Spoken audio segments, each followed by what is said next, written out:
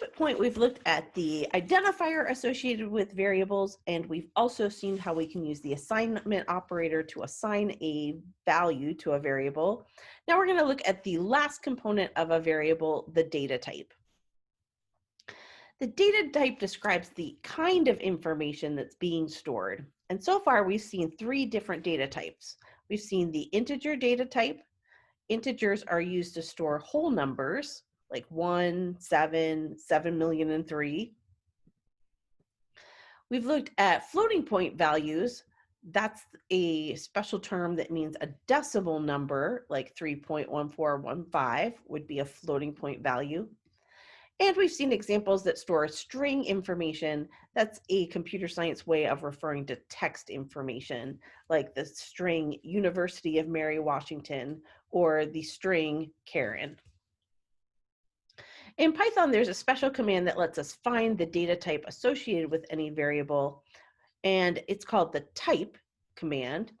And let's try that out with a few of our example variables. Let's create our variable maximum again. Maximum equals 10. If we say, what's the data type of maximum, the computer will tell us that's part of the data type int. In other words, that's an integer, a whole number. Let's do it for pi. Pi is 3.1415. And if we say type pi, it will tell us that's a float. In other words, it's a floating point value. That's a computer science term that means the decimal value.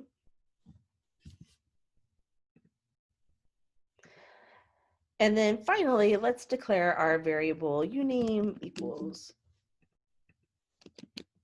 University of Mary Washington. And then find the type of uname. So it tells us that's a class str, that's shorthand for string. In other words, it's text data. So one nice thing about Python is that you really don't have to worry about the data type that's stored in your variable very much.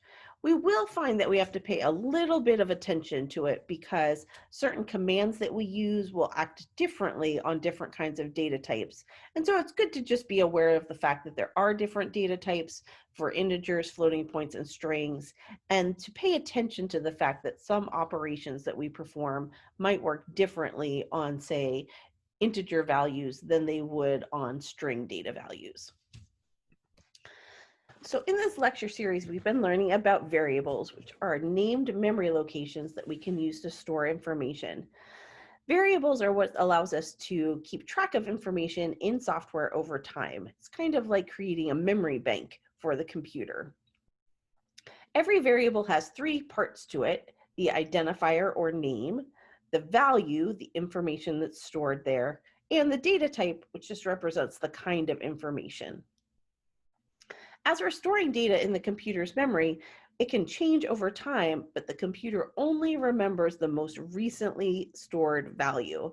It doesn't automatically keep track of all the previous values that you might have placed in that named memory location. We learned that there's a few rules about creating identifiers for variables. Python has some rules about the makeup of the variable's identifier. We know that we have to begin identifiers with either a letter or an underscore. We can't start with a numeric value, for example. And we can't put spaces or dashes in the middle of our variable's identifier. That's confusing to Python. Instead, we have to make it a single word or use underscores to separate individual words. We also saw that as programmers, we try to create descriptive identifiers so that it's easy to convey the meaning of the data that we're storing to other people that we might be collaborating with. And then finally, we talked about some rules for assigning values to variables. If we're assigning a literal value to a variable and the literal value is a numeric data value like 10 or 3.1415, we don't use double quotes. But if the literal value is a text piece of information, we do use double quotes so that we delimit that text information and make our meaning clear to Python.